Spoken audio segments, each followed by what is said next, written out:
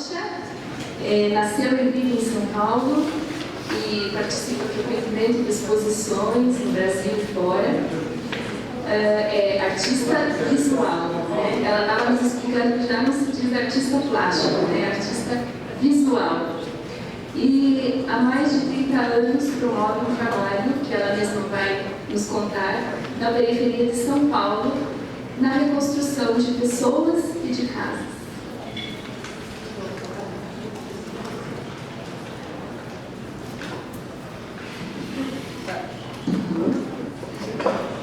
Ao contrário dos meus ilustres colegas da manhã, eu vou pedir licença para acompanhar minha fala aqui do escrito, porque se eu tenho alguma expertise são com as tintas e os pincéis, não com a fala. Então, vou por aqui. Bom, gostaria de partilhar da visão de uma artista sobre a cidade que a gente vive. Uma cidade que é tão controversa e tão maravilhosa e que nos causa sentimentos sempre tão fortes e tão ambíguos como é a cidade de São Paulo. Eu gostaria de começar dizendo um pouco algumas ideias que eu trago sobre a arte e sobre também o lugar do artista no mundo, porque, sem dúvida nenhuma, elas são a base daquilo que eu vou falar e também de todo o meu processo criativo e das experiências que eu vou contar. No meu entender, a arte contemporânea passa de um modo muito profundo pelo espaço urbano, o espaço da cidade, e recebe fortemente as suas influências. É em seu espaço que acontece a produção que entende o homem como espécie e que tenta gerir a sua vida coletivamente. A cidade é o nosso espaço comum, o espaço de compartilhamento de recursos, de bens, de comunicação, de trocas de ideias, de encontros e de afeto. Como artista, eu me sinto não apenas capaz, mas desafiada a criar políticas de relação com essa cidade que me cerca. Eu esqueci de dizer, essas imagens são algumas imagens dos meus trabalhos no ateliê, só para vocês conhecerem um pouco. Não mais apenas como um indivíduo, mas como um indivíduo dentro de uma coletividade. Um agente que promove ressignificações e mobilizações no próprio entorno. Eu acredito fortemente que a arte deva mobilizar ações e iniciativas protagonizadas pela comunidade. Não apenas as microcomunidades, mas também a macrocomunidade, que é esse nosso espaço maior. Inventando novas maneiras de se estar junto, de viver, de criar, de trabalhar, de se relacionar, e assim de produzir as próprias existências. A arte deve abrir espaço para o humano se reinventar, também dentro do espaço urbano. Hannah Arendt diz que para o artista alcançar as frestas do sistema, devemos necessariamente começar nos perguntando se as nossas próprias práticas artísticas são inclusivas. Se são processos que extrapolam o estreito sistema da arte e alcançam a vida. Se reinventam modos de vida e uma construção criativa da própria identidade. A meu ver, a arte é experiência. É o campo de abrir brechas. Independentemente do que faça um artista, para mim, a sua importância está na conexão que ele é capaz de criar com o seu entorno. Se ele é capaz de dar início a processos que se tornem lugares de potência.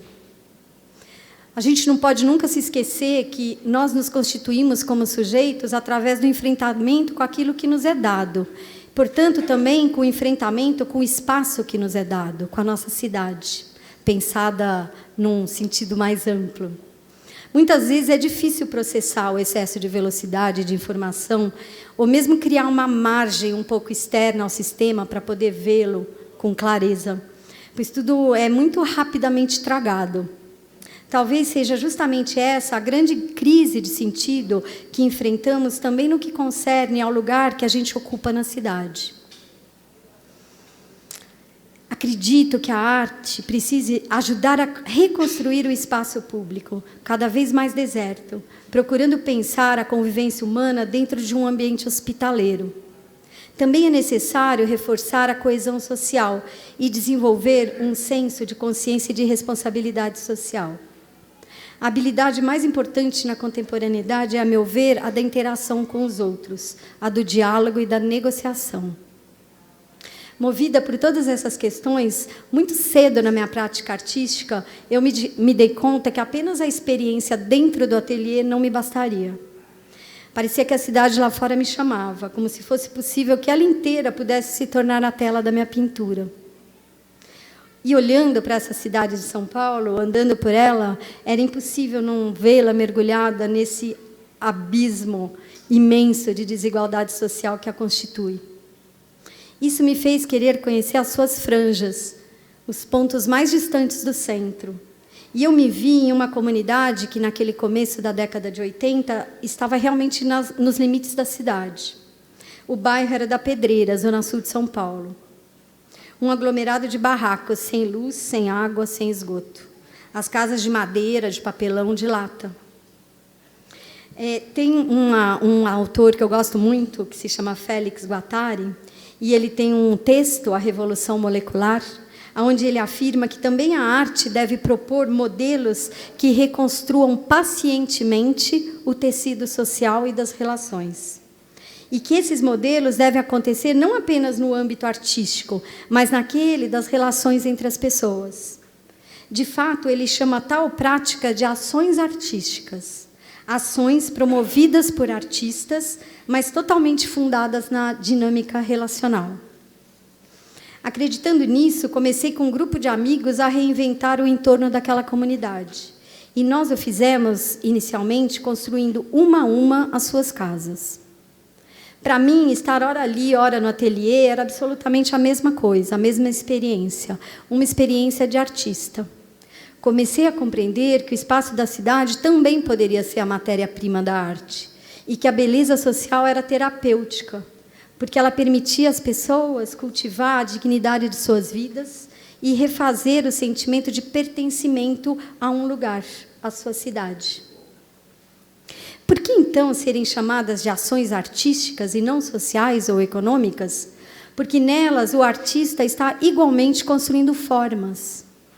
Ao procurar preencher as lacunas do vínculo social, a forma gerada pelo artista se torna não apenas um valor estético, mas também ético.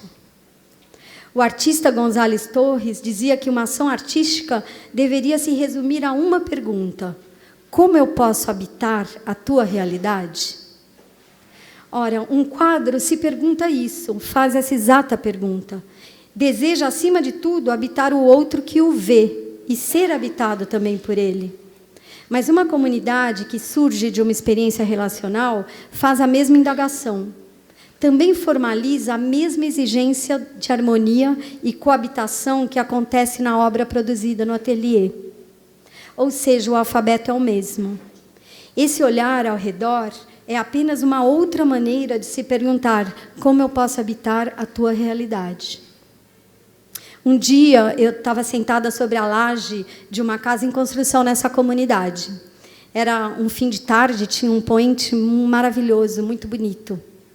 E olhando para aquelas casas, agora a comunidade já estava quase toda construída. Olhando para aquelas casinhas, eu tive uma intuição muito forte do meu lugar de artista no mundo. Um lugar ampliado, existencial. Eu entendi que a minha produção na pintura, aquilo que eu fazia dentro do ateliê, era apenas um dos diálogos possíveis com o mundo, mas não o único e nem mesmo o principal. Há pouco mais de 3 anos, nós conseguimos acabar de construir a última casa dessa comunidade. A paisagem daquele lugar se transformou, mas não apenas a paisagem física. Em dezembro agora, daqui 2 meses, nós teremos construído, ao todo, 750 casas. Não mais apenas daquela comunidade inicial, mas de comunidades vizinhas também.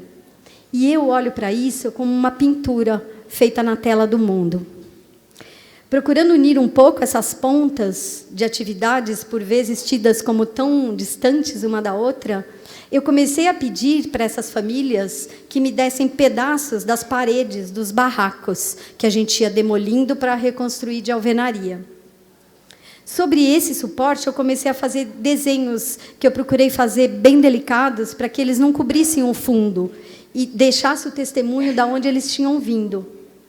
Numa exposição que eu fiz aqui em São Paulo, na galeria que me representa, eu propus à galerista que, caso esses trabalhos fossem vendidos, a gente remetesse o dinheiro arrecadado para a construção de novas casas.